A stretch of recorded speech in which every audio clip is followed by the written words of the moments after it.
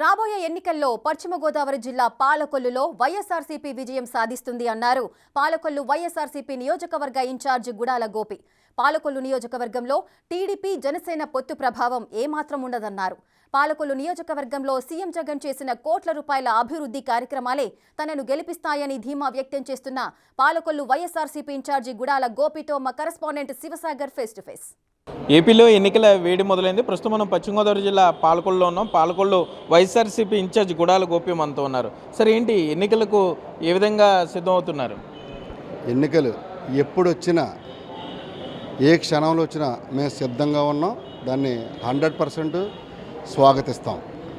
మరోపక్క చూసుకుంటే మీకు ఇక్కడ రామానాయుడు గత 2 దఫాలుగా ఆయన గెలుపొందుతూ వస్తున్నారు. మరి ఏంటి రాబోయే ఎన్నికల్లో ఏ విధంగా ఉండబోతుంది అనుకుంటున్నారు? జనసేన పార్టీ కూడా కలిసి వస్తుంది.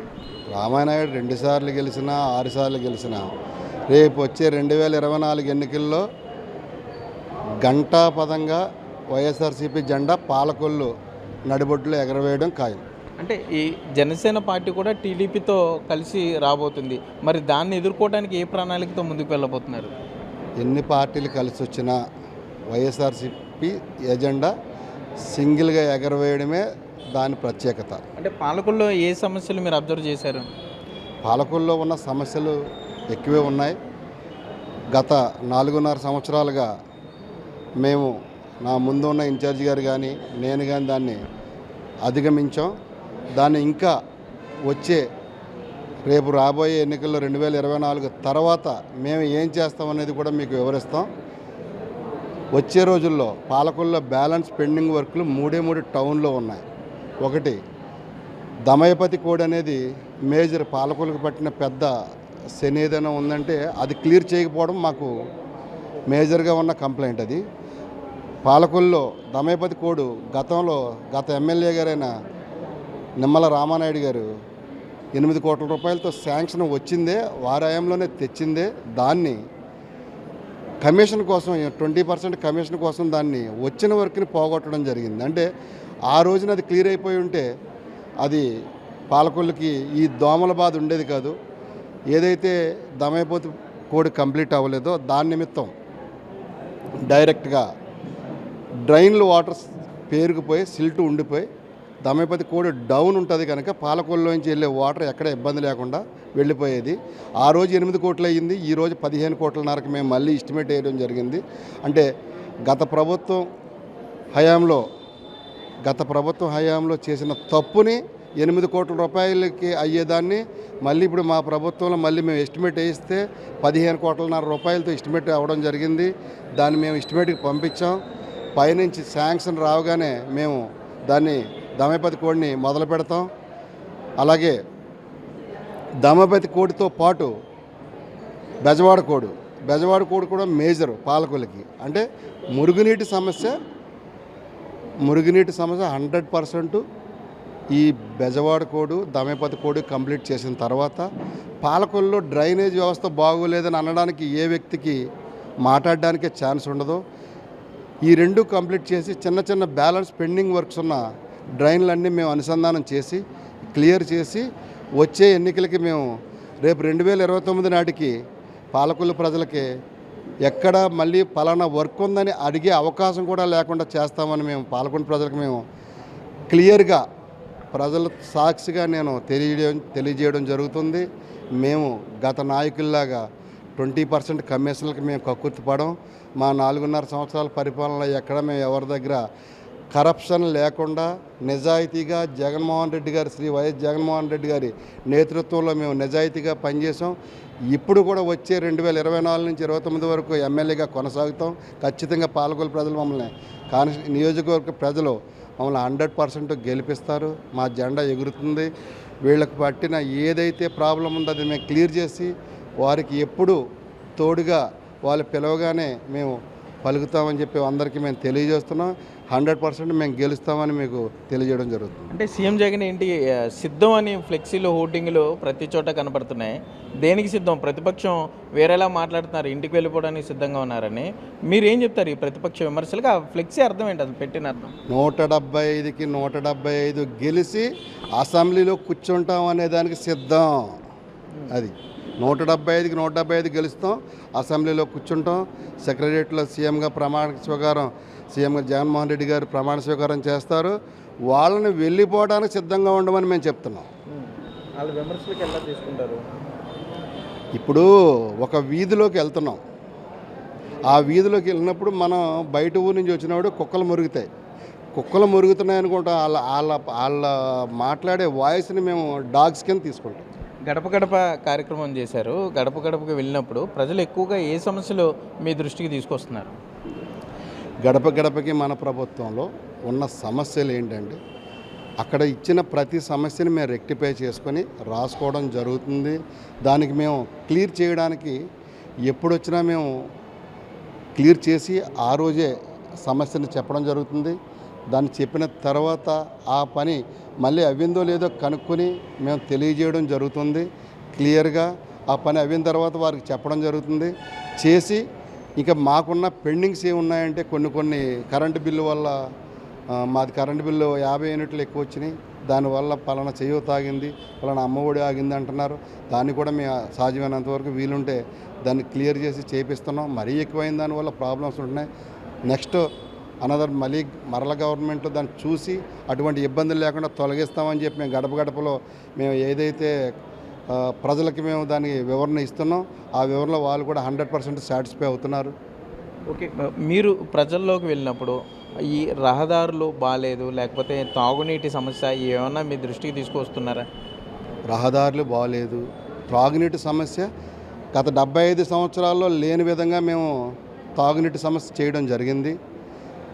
గత 75 సంవత్సరాల్లో ఎప్పుడూ లేనంత అద్భుతంగా మా 4.5 ఏళ్ల పాలనలో జగన్మోహన్ రెడ్డి గారి నేతృత్వంలో అద్భుతంగా మేము జేజేఎం ద్వారా మేము ప్రతి గ్రామానికి అనుసంధానం చేసి వాటర్ లైన్ ఇవ్వడం జరిగింది. ఇన్ని కోట్ల రూపాయలతో 47 కోట్ల రూపాయలతో మా కాన్స్టిట్యున్సీకే మేము వాటర్ పథకం స్కీమ్ తెచ్చాం. జల్ జీవన్ మిషన్ ద్వారా ఇంత అద్భుతమైన పాలన 14 సంవత్సరాలు చేసిన ఆనాడు ముఖ్యమంత్రి నారా చంద్రబాబు నాయుడు ఏం చేశాడో చెప్పమనండి. ఈరోజు మేము చేసిన 4.5 సంవత్సరాల్లో మేము ఏం చేసామో మేము నిరూపిస్తాం. రమ్మనండి, ఎక్కడైనా సరే ఎప్పుడైనా సరే. మేము మా హయాంలో 4.5 సంవత్సరాల్లో ఇప్పుడు ఏదైతే 47 కోట్ల రూపాయలతో మా కాన్స్టిట్యున్సీ మొత్తం జేజేఎం ద్వారా మేము వర్కులు చేసాం. అద్భుతంగా మేము పరిపాలిస్తున్నాం. అట్లాగే వీళ్ళు చేసే ప్రతి వీళ్ళకిలాగా డోక్రా రుణమాఫీ చేస్తాం, లేకపోతే అది ఇస్తాం ఇది ఇస్తాం అని చెప్పేసి దొంగ మోసపూరితమైన మాటలు చెప్పడం మా నాయకుడికి రాదు. మా నాయకుడు అంతా స్ట్రైట్, ఏదైనా చెప్పానంటే చేశానంటే అటువంటి నాయకుడు మా జగన్మోహన్ రెడ్డి. మా జగన్మోహన్ రెడ్డి గారి కింద కాలు ధూళి కూడా తాగడానికి సరిపోయిన నారా చంద్రబాబు నాయుడు ఎక్కడ, జగన్మోహన్ రెడ్డి గారు ఎక్కడ? ఆ మాట చెప్పుకోవడానికి కూడా సిగ్గుపడే తత్వం నారా చంద్రబాబు నాయుడుది. టిడ్కో ఇల్లు చూసుకుంటే కనుక పాలకొల్లో టిడ్కో ఇల్లు అసంపూర్తిగా ఉన్నాయి, ఇంకా చాలా సమస్యలు ఉన్నాయి, ప్రజలు అక్కడ చాలా ఇబ్బందులు పడుతున్నారని పాలకొల్లు ఎమ్మెల్యే రామనాయుడే చాలాసార్లు ఈ పేపర్ వేసి వీటన్నిటి మీద నిరసన చెప్పాడు. ఏంటి అక్కడ సమస్యలు తెచ్చే ప్రయత్నం ఏమన్నా చేస్తున్నారా అధికారులతో మాట్లాడి? పాలకొల్లు ఎమ్మెల్యే గారైన స్థానిక ఎమ్మెల్యే నిమ్మల రామానాయుడు గారు అండ్ వారి నాయకుడైన నారా చంద్రబాబు నాయుడు గారు కలిసి ఒక దొంగ స్కామ్ చేస్తే ఏం జరిగిందో అదే టిడ్కో ఇల్లు అంటారు దాన్ని. దానికి పేరే దొంగ. ఆ దొంగ చేసిన పని ఏంటంటే ఆ రోజుని 950 రూపాయలకి వేరే కన్స్ట్రక్షన్ కంపెనీ అడుగు ఎస్ఎఫ్టీకి స్క్వేర్ ఫీట్కి 950 రూపాయలకి ఎస్ఎఫ్టీ వేస్తే 2150 రూపాయలకి ఆ రోజున ఎల్ఎన్టీ వాళ్ళకి ఇచ్చారు. వీళ్ళు కాదా దొంగలు? 950 రూపాయలకి అయిపోయే ఇల్లు 330 అడుగులు ఎస్ఎఫ్టీ ఇల్లుని ప్రజల దగ్గర ₹1,00,000 365 ఇల్లుని ప్రజల దగ్గర ₹1,00,000 కట్టించుకుని, అంటే 950 రూపాయలకి అయిపోయి 3,65,000 రూపాయల ఇల్లుని 7 లక్షల రూపాయలు చేసిన దొంగలు వీళ్ళు కదా. ఆ రోజున దోచేసి ప్రజలను అమాయకులను చేసి మోసం చేసి, అంటే ప్రజల అమాయకులు కదా అని చెప్పి మోసం చేసి ఆ రోజున 3,60,000 అయ్యే ఇల్లుని 7,72,000 చేసి దాన్ని బ్యాంకులో పెట్టి 2016-17లో బ్యాంకులో పెట్టి, అప్పుడు బ్యాంకుల అనుసంధాన చైర్మన్ చంద్రబాబు నాయుడు కదా, ఆ టైంలో లోన్ తెచ్చిన దాన్ని ఇప్పుడు జగన్మోహన్ రెడ్డికి సంబంధం ఏంటి? డబ్బు ఆ రోజున మీరు లోన్ తెచ్చి ఈరోజు జగన్మోహన్ రెడ్డి తెచ్చాడనడానికి ఏ రకంగా నోరు వచ్చింది? అంటే ఎస్ఎఫ్టీకి 1000 రూపాయలు చొప్పున చంద్రబాబు నాయుడు సెకండ్ అకౌంట్కి వెళ్ళింది. అంటే ఈ మోసం అంతా చంద్రబాబు నాయుడుది కాదా? ఈ మోసం అంతా ఇక్కడ దాంట్లో భాగంగా ఇందులో మోసానికి కొంత భాగమైన ఇక్కడ స్థానిక ఎమ్మెల్యే గారైన నిమ్మల రామానాయుడు గారిది కాదా? గమనిస్తున్నారు ప్రజలు, రామానాయుడు గారు అన్నీ గమనిస్తున్నారు.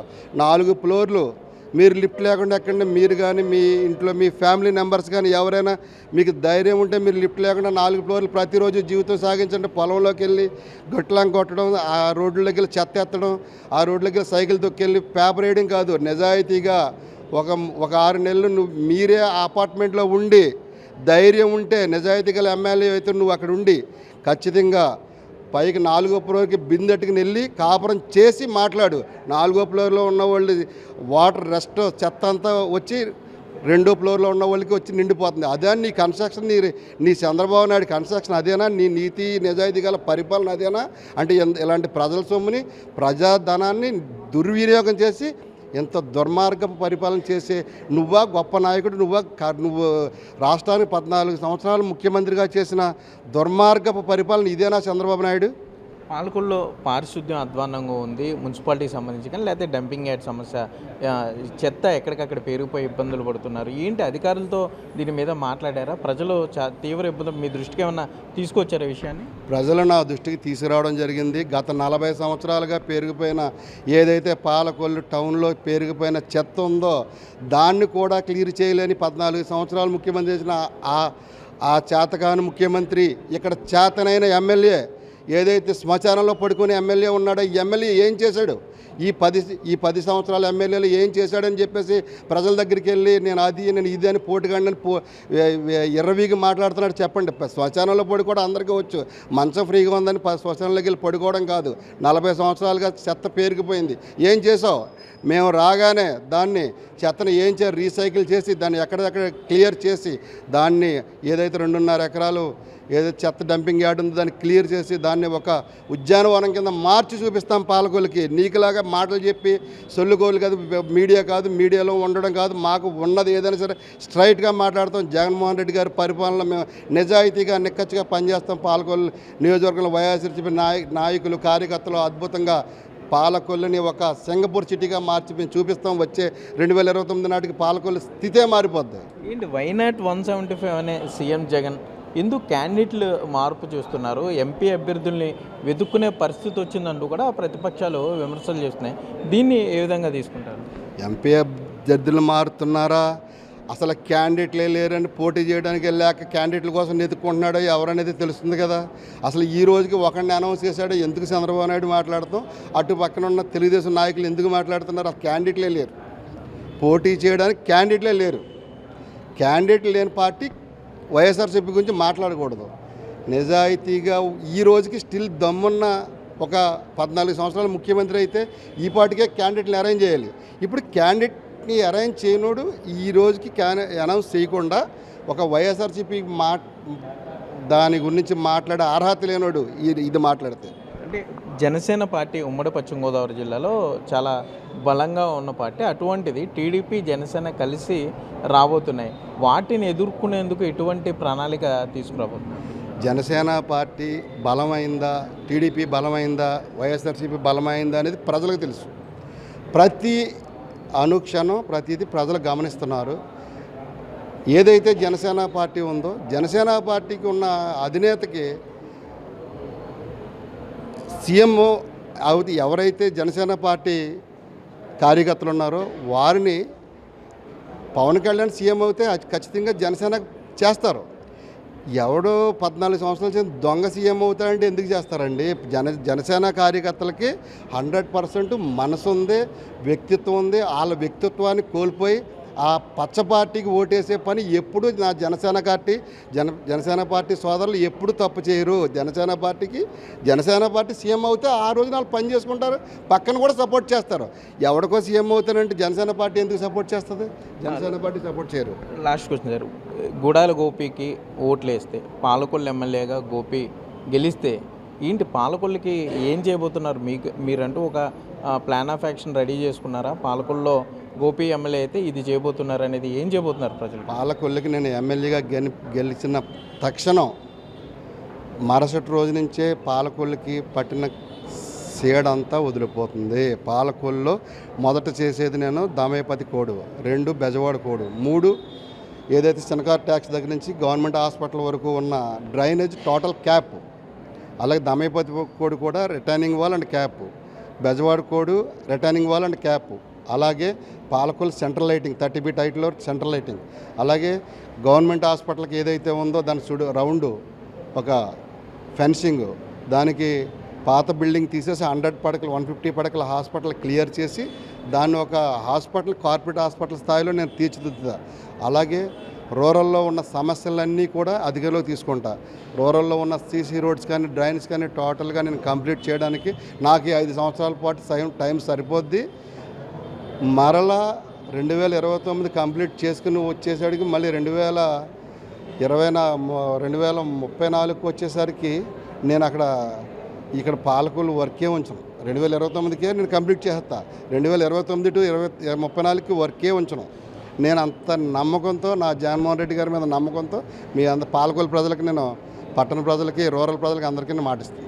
ఓకే, మొత్తమే చూసుకుంటే పాలకొల్లు నియోజకవర్గంలో గత పాలకుల నిర్లక్ష్యం ఉండిపోయింది. పాలకొల్లు సమస్యల వలయంలో ఉంది.